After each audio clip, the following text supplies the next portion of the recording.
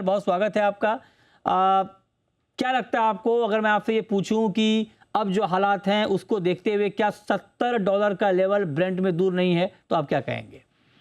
नहीं, देखिए मृत्युंजय, $70 तो अगर आप डिमांड एंड सप्लाई के हिसाब से चलते हैं तो $70 तो कीमत होनी चाहिए। इससे ऊपर जितनी भी कीमत आपने देखी जब से युद्ध शुरू हुआ था, वो तो सारा जियोपॉलिटिकल प्रीमियम था। अब जिस तरह का माहौल बन रहा है, उससे जो जियोपॉलिटिकल प्रीमियम है वो धीरे धीरे जो है वो इवेपोरेट हो रहा है। लेकिन प्रश्न इस बात का है कि अभी इसको लेकर के बहुत ज्यादा उत्साहित अभी कम से कम हम नहीं हो सकते जब तक कि एक्चुअल नेगोशिएशन जो है वो शुरू नहीं होती। हालांकि अमेरिका ने बड़े हिसाब से, बड़े तरीके से, एक तरीके को ईरान को मैं कहूंगा बल्कि एक तरीके से ल्योर किया है, आप चाहे तो फंसाया है, वो भी आप शब्द का प्रयोग कर सकते हैं। वो ये, उन्होंने जो $300 बिलियन इन्वेस्टमेंट की बात करी है, और वो सरकारी इन्वेस्टमेंट नहीं होगा।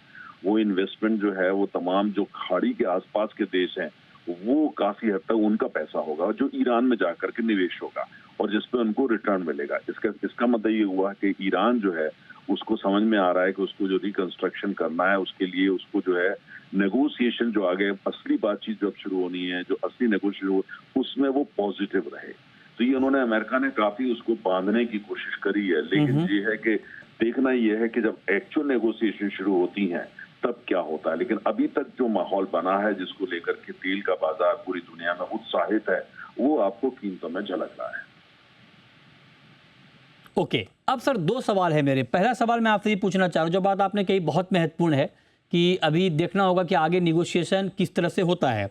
लेकिन क्या अभी जो $80 से नीचे का भाव है ब्रेंट का, क्या उसमें जो $80 के नीचे का जो भाव है, क्या उसने क्या क्या डिस्काउंट किया है? मतलब क्या उसने ये डिस्काउंट कर लिया है कि हाँ युद्ध पूरी तरह से खत्म हो गया है, हॉर्मुज से सप्लाई पूरी तरह से बहाल हो गई है, या ये एंजाइटी अभी क्रूड मार्केट में है इसीलिए 78-80 के आसपास ही घूम रहा है?